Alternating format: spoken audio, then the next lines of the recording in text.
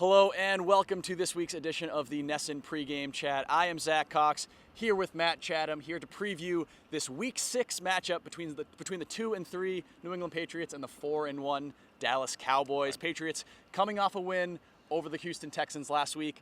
Not the prettiest win, not the most convincing win, but they did come back and defeat the Texans in the second half. Today they'll be looking for their first home win of the season, which very uncharacteristic of this Patriots team, which has been the most dominant home football team throughout the Bill Belichick era. Right now they're 0-3 here at Gillette Stadium, trying to beat a Dallas Cowboys team that lost to Tom Brady and the Buccaneers in Week 1, has not lost since, comes in with one of the most explosive offenses in the NFL. So should be an exciting game here at Gillette Stadium. Yeah, and one of the things that I always try to take a cue from is, I know a lot of fans at home felt this way. I think as an analyst watching last week's game in Houston, it was like, dang, that was ugly, right? It was, oof, how are they feeling about this? Like, is that sort of a disappointing win if there's such a thing? The Patriots always put out that little quick video where they show the locker room, and you get a really authentic look about it. It wasn't like, oof, we got that one. It was like, hey, we won. And it's the one reminder that I always kind of have to come back with myself, that how we feel about what looks like an ugly win isn't always how they take it. They appreciate, I think, a little more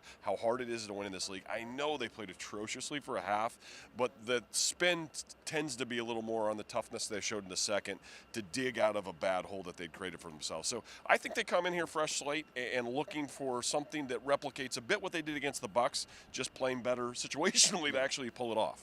Yeah, that was something that really stood out to me last week, both in that video you were talking about and even in Bill Belichick's comments to the media after the game, the players' comments to the media. I kind of thought that it was going to be sort of an unhappy Deep Belichick, and dark, we won this game, but we didn't play well. We need to do all these things better. They really seemed encouraged by the way they performed in that game, especially along the offensive line, which was missing 4 starters. Right. Let's get into today's game. We'll start with the Patriots offense. Still trying to put some things together. They scored 25 points last week. They have yet to surpass 25 points in a game this season. They rank down near the bottom of the NFL in points per game, also in red zone production, in first quarter scoring. There's a lot of room for improvement for this offense. But today, offensively, what are you going to be looking for from the Patriots? Well, for me, we got to I sort of surround the stories that I think are the biggest question marks for the team, and I can't predict that this is going to be the main factor. It's just something as we do a pregame show, what's it going to be? And it's offensive line, and we kind of give you the landscape here of what's been going on with this team. Trent Brown now down for an extended amount of time. It's 3 weeks guaranteed, it'll be at least 2 more games. At least 2 more games. So the Trent thing is just on the back shelf here for a while.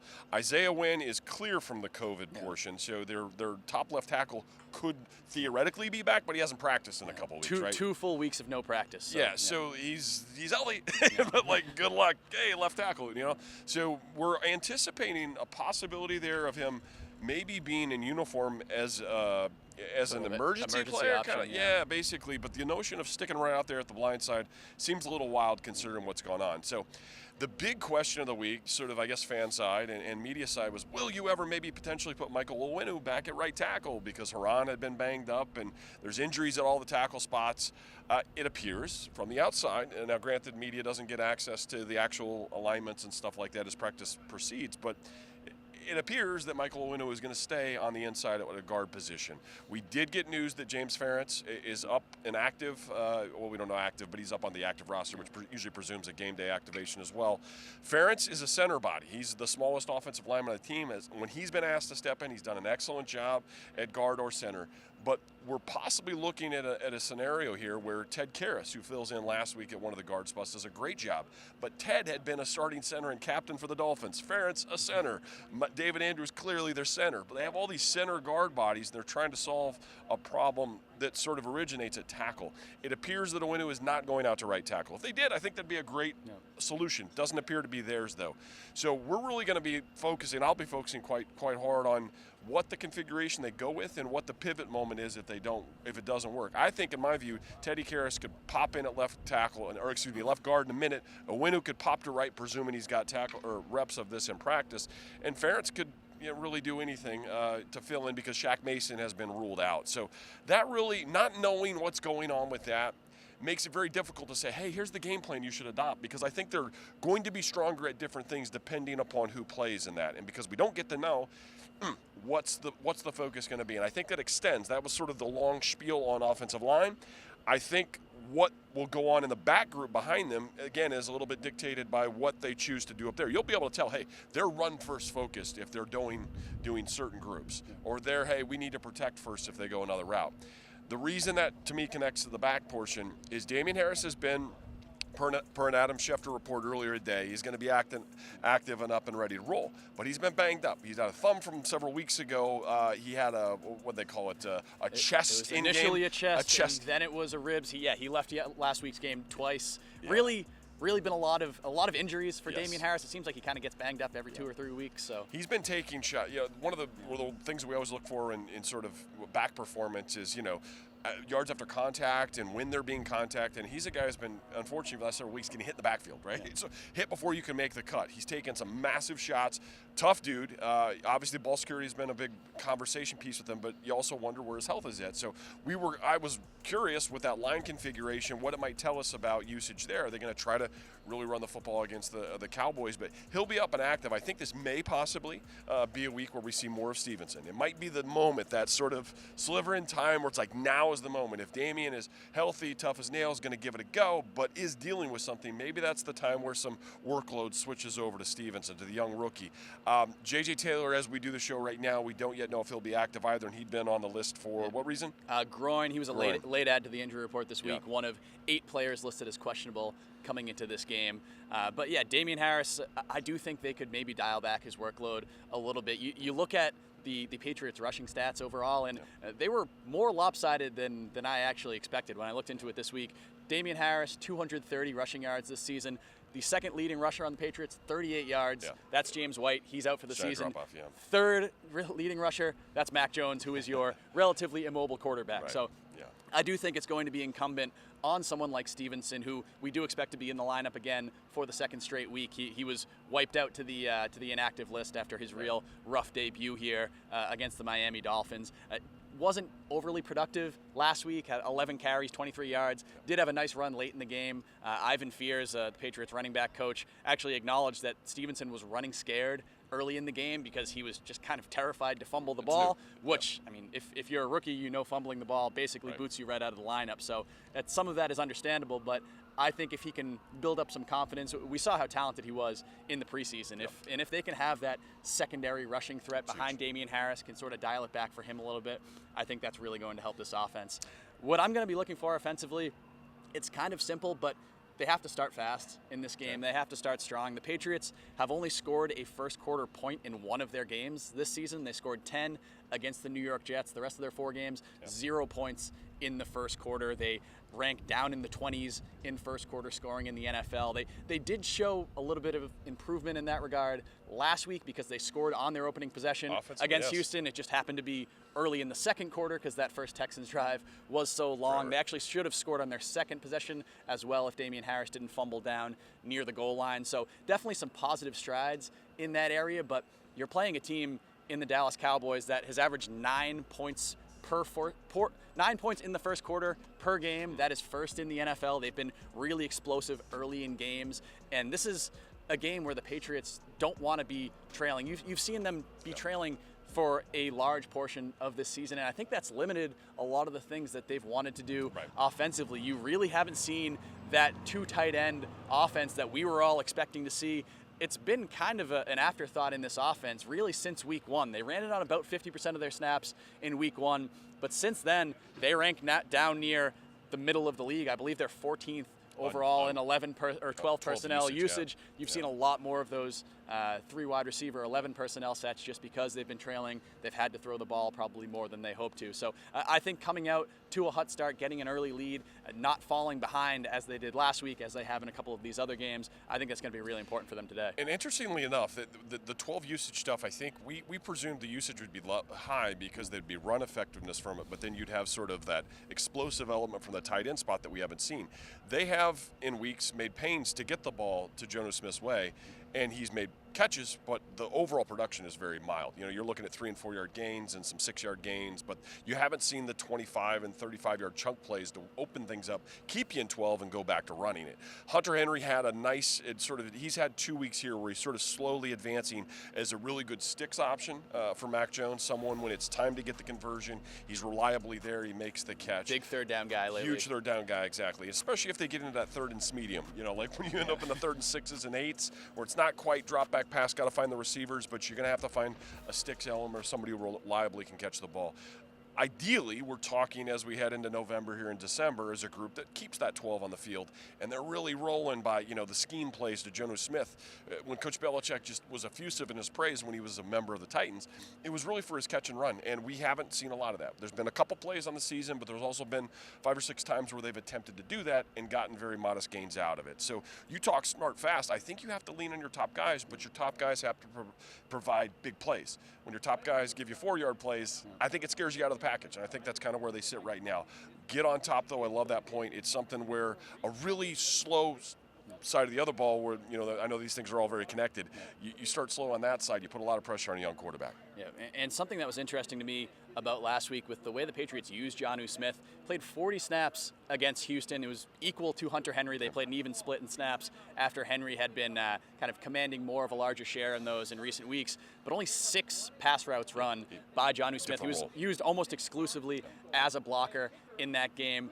But this week, a couple of his teammates have kind of suggested that a breakout is coming. Both Hunter Henry and Kendrick Bourne have said, don't give up on this guy this yet. It's coming. It's coming along a little bit slowly than a lot of people expected, but it is coming, so he'll definitely be a player to watch in this game. I think it's interesting to note that I'm glad you brought up the idea of him as an additional protector. For folks out there that want to see Mac press the ball down the field a little more, you want to see a situation like a week ago. You talked about the post-game thing in the locker room. When you're very proud of the productivity you got out of a really mix and match offensive line, sometimes, unfortunately, it is incumbent upon whoever is that best blocking tight end to be a part of the protection. So I think maybe they want to get him the ball more too, but they really feel it's more important that we actually short protection. You may see more 7-man. You may see that extra guy left in. And maybe, unfortunately, that just causes productivity to lag a little bit as far as the pass catching, but he still helps the offense in a positive way by making sure there's no edge breakdowns. Absolutely. We'll switch over now to the defensive side. A couple notable names on the Cowboys who are expected to play in this game. Running back Ezekiel Elliott, left tackle Tyron Smith, both expected to be active for this game. They were listed as questionable. Patriots also have some notable starters on the injury report. Kyle Van Noy, questionable. Jalen Mills, questionable. And Jonathan Jones, their slot cornerback, questionable. I think Mills is a big X factor in that because he did not play last week, and we saw how shallow that Patriots cornerback group got in a hurry. Defensively, what are you going to be looking for in this game? Well, I think we have to talk about who the Cowboys are. And sort of, I'm going to make this, it's not a perfect analogy, but I think it's the closest thing they'll see from this point forward to what you saw against the Bucs. Obviously, there's a little more mobility at the quarterback position. I don't think you get as high level of quarterback play, but they've been very productive, so I don't want to knock them here. But one thing that is very important with Dallas, and it sort of goes against general convention, they will run. They're the second leading rushing team in the NFL right now, but they don't just run once they've got up on you. They run to get ahead, and they get chunk plays in the running game, which is really bizarre. Both Elliott and Pollard are really good as single back without a fullback. They run a lot of 12 personnel, so what I'm saying here kind of sounds like what I thought the Patriots were going to be doing, to be quite honest with you, but it's Blake Jarwin and Dalton Schultz as 2 pretty productive tight ends that block really well together, and either of those 2 backs, it's not sort of the Elliott show if we were having this show 2 or 3 years ago. Pollard can come in and they'll be on 1st and 10 and get, they'll run from single back and get an 8-yard chunk or a 12-yard chunk, so they get chunk plays on the ground. So why I made the connection to the Bucs is I think this is one of those few rosters in the NFL that doesn't have a take a guy away. Again, if we were talking years ago, you'd say, man, you can't let Elliott get going. You live to see another day in the passing game. They're incredibly balanced. I mentioned Schultz at the tight end position, but between him and Cooper and Lamb. So Lamb, Schultz, and Cooper, all 3 are within a catch of one another. That's like 26, 25, and 24. So all similarly productive. It just kind of depends upon the week where where one has gotten more target share than the other. So they're pretty balanced overall. Jarwin's a guy who's had years of productivity. They're using him less in the passing game, but he's on the field quite a bit. But it's kind of similar to that in the running game as well. Yes, Elliott's the lead, but Pollard's a guy they'll give the ball to in a minute. Maybe similar to years past with the Patriots where, yes, say Harris is your lead guy or Michelle's your lead guy in a year, but you're going to expect to see all of them. And I really think that's what their offense has been about. The one name that if you've followed the Cowboys or do fantasy or whatever that you'll notice not out there, Michael Gallup, is down for most of the year. They go to Cedric Wilson wearing number 1 as sort of their gadget guy. Yeah. But really what I've done here is sort of lay out everyone that's there. You can go through this record of theirs 4-1 to this point and look in games. Different guys have peaked each week. So this isn't a, hey, take away Cooper, you've won the game. Take away Ezekiel, you've won the game. That's nonsense. That's not how they are. They're very balanced. You've got to defend the entire field and all the players. So there's not going to be a double the Cooper kind of call. There's not going to be a pack the box for Ezekiel. I presume much like that Bucs game, it's more top down. And top down, not getting the weeds here too much. Think more split safeties, which can be cover 4-2, or something where you're basically conceding some low stuff, but you're not going to be in that sort of mode of, well, let's let them get run yards because they can kill you in the run game as well. I just really look at this a game where you just have to play at a really high level, but there isn't some sort of quirk or key to a victory. You got to defend. The one final point sort of here kicking away from this thing is different than the Brady thing. It's pocket control. Brady will just absolutely, cut you to pieces by staying in that pocket. Dak will leave, and he doesn't. A very distinct portion of his scrambling is he's not necessarily a retreat guy out the back and around. He's really good at stepping up. Ryan Tannehill reminds me of previous years where when it's time to go forward out of the pocket, he can really motor, and he'll kill you. He'll scramble outside, so pocket control is much more important, but you got to be really good with this guy because he's great at either just resetting and getting a shot play down the field or just escaping for a conversion or two. I watched him and kept thinking in my head, Mac Jones needs to do that. He's not nearly as mobile, but just stealing a possession or two. You saw Daniel Jones do it before he got hurt. And sort of throughout the course of their games, other teams have done it against them. It's really what makes him so special. Balance with a mobile quarterback who's willing to get out and run. Yeah, there are certainly a lot of weapons in this Cowboys offense. You mentioned Pollard. I think that's a good point. I think in previous years, he's probably been known most by fantasy football players as, if Zeke's hurt, that's the guy you got to go out and get. And he wasn't really that much of a factor when Ezekiel Elliott was active in the past. But this year, he's been a very productive player in his own right. He actually leads the NFL in yards per carry coming into this game. Ezekiel Elliott is third in overall rushing yards. So they're going to use both of those guys, even if Zeke is healthy, which according to reports he will play in this game. I'm going to be looking for something that I touched on off the top there, and that's how this cornerback group and this secondary as a whole is going to defend this receiving core. I thought the Patriots did a very good job 2 weeks ago in that Bucs game that you were talking about. They didn't shut out those Bucs receivers. They didn't hold Mike Evans to 0 catches or anything like that, but they didn't let Tom Brady shred them up, and they weren't significantly overmatched by that very talented receiving core. I think this Dallas group is probably a slight step down just because they don't have that third guy with Gallup out. They don't have that Antonio Brown in there. But CeeDee Lamb and Amari Cooper are one of the better receiving duos in the NFL.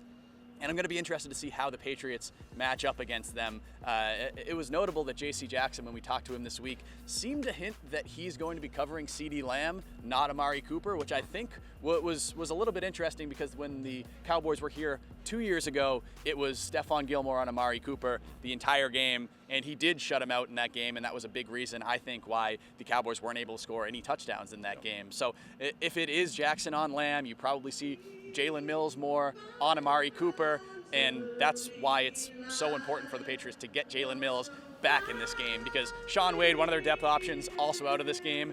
From what you saw last week, you really don't want Joejuan Williams anywhere near this receiving core. I just think that the depth of this group after the Stephon Gilmore trade, and obviously Gilmore wouldn't have been active for this game anyway, it's so shallow, and they don't really have any options to come out and match up against one of the NFL's better wide receivers. So I think having all those guys active, it's going to be a really fascinating matchup today. And then Schultz, too, you mentioned. Bill Belichick actually noted early this week, that Dalton Schultz, the Cowboys tight end, actually has more catches than Lamb or Cooper this season. I think that's going to be a tough matchup for Kyle Duggar if that's the way the Patriots go about that. I think the Duggar still he's a good player. He's a talented player. He's an emerging player. I think he's going to be a very good player for this team. Still has some issues covering tight ends. Opposing quarterbacks have a 98 passer rating when they're targeting him this season. Adrian Phillips has actually been much better in coverage so far, so maybe you'll see more of Phillips against Dalton Schultz in this game. But it's going to be a situation where the Patriots need everybody to be healthy, and they need another no weak links game like they had against Tampa a couple weeks ago. I think you even looked to a week ago, and if you shore up sort of the bus, that's probably the thing that you saw less of against the Bucs. It was not so much that catches didn't happen. Mike Evans had his 5 or 6 catches or whatever. You didn't have the broken plays. Yeah, exactly. It was very competitive with him and JC, but you didn't have the catch and then another 40 on top of it. It's the chunk stuff, the big plays, the plus 20 stuff that Bill really hammers.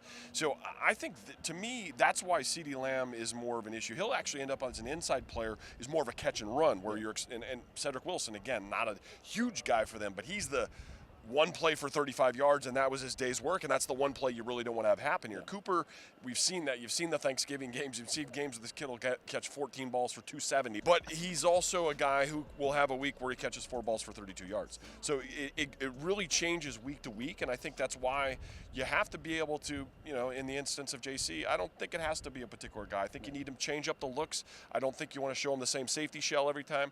I think you need to keep it sort of different and be able to match up differently. I think the Juwan Williams is interesting in that he's a really good matchup for certain types. I think he gets overmatched with other types. The quick, fast guy, the real burners, are the guys that are real downfield and sharp. He's not Sudden. But he's a good, if you have a bigger, taller, I think the Dolphins had some receivers that more fit his style. So it'll be interesting to find out, not only if Mills is active, but what sort of state of health Jonathan Jones is, because Jonathan's banged up as well. He's been on the injury report for a couple weeks now. He has. So presuming, and I believe it's a lower body ankle or something like that, but you need him in a full go, especially if he's your third defensive back on the field, because he occasionally may have to match up against the back out of the backfield or one of those tight ends. Not like man-to-man stuff, but in their zone match low stuff, he's got to be a part of the formula. And when he's in lockdown mode, and you got Jalen playing healthily and JC very competitive, we saw against the Bucs, they can go against anyone. But it's just their highest high is good enough. Their lowest low brings in really bottom feeder teams like Houston. So that's kind of why things sit a little scary now as we head into the chat. Yeah. I think we'll get to that in a second. So go ahead and tee it up. Yeah, the Patriots defense, the ceiling is certainly high for it, but it hasn't been as consistent as I think Bill Belichick and his coaching staff have wanted so far. But let's get to that choice segment, our betting segment to close out the show. The line as of this morning was the Cowboys were favored by 3.5 point road favorites. The over-under is 50. Where are you leaning here? Well, I just think, in fairness to any Patriots fan out here has watched our show over the last several years, I want to make sure that the choice isn't that you're obligated to bet something Patriots and then we're going to give you the one from that group that you should go after. I think in certain moments when the Patriots play a certain way and a certain opponent comes up, sometimes the answer is don't bet them, right? I think this is a game because of the vast disparity in performances from the Patriots in the last several weeks. They were a 37-point total game against the Bucs, who were off the charts, just like the Cowboys have been.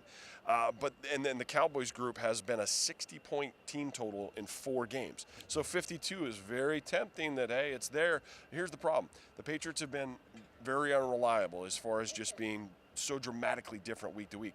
This team, and I'll say this now, I would not be surprised if the Patriots come out with a great scheme and keep them to 22 or 24 points on the other side. That'd be a massive win.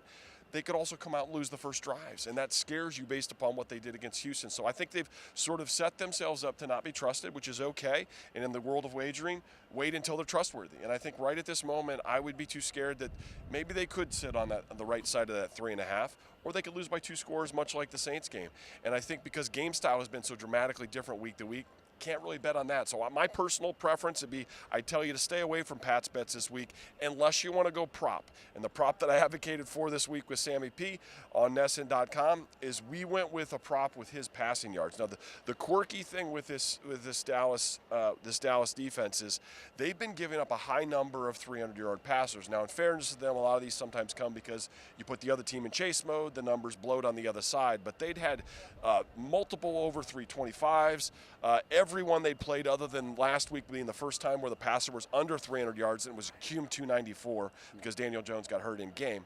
But they've been sort of the team that you don't want it because of this reason. But if Mac Jones ends up down a couple scores with their group, the numbers bloat. So I believe it was 268 early in the week. You said update down to 266 and a half. Down to 266. So they're giving me back more even reason to go over on that. So I think if you have to make a Patriots bet this week, I like the prop of Mac Jones hitting over 266 for the reason that they're efficient in the passing game and hits like everyone else hits, or for the reason that they're trailing and you get a couple series where you get 50 on one and 60 on another, and those numbers bloat as well. But by and large, I'm staying away from the line and the totals today and just going with a prop. You mentioned trust. I still don't trust the Cowboys. Oh, I think those this looks like a different Cowboys team than we've seen in the past. Yeah. The type of teams that start off strong, score 1 million points, and then kind of fall apart midseason. We've done this. I've seen this movie. This looks like a different team, but I'm not ready to say that it is a different team yet. I could easily see the Patriots coming out and winning this game, Same. and a win in this game would really kind of shift their fortunes because you got the Jets coming in next week. Yeah. That means you could be sitting at 4-3 coming into midseason. I think you're in a much, much, much better spot there if you do win this game. So I'm going to take the Patriots. I'm going to take them. There you go. Maybe I wouldn't take them if it was 2.5. I like the fact that they could win this game, or at least keep it within a field goal. Close and still get the win. So I'm going to take the Patriots. And as a bonus, I made this mention with Sammy P earlier this week. Jonnu Smith over 2.5 receptions. We mentioned that he hasn't been used all that much, but you can get plus 150 odds on that. I think that's a great bet. Well, when you get the wink and a nod from the locker room, you got to go with the wink and a nod. I agree. So those are my two choices for this week, and that will wrap up this week's NESN Pregame Chat. You can follow me on Twitter at Zack Cox NESN. You can follow Matt at Chatham58. And as always, you can follow along with all of our Patriots coverage in pre and post game on NESN.com.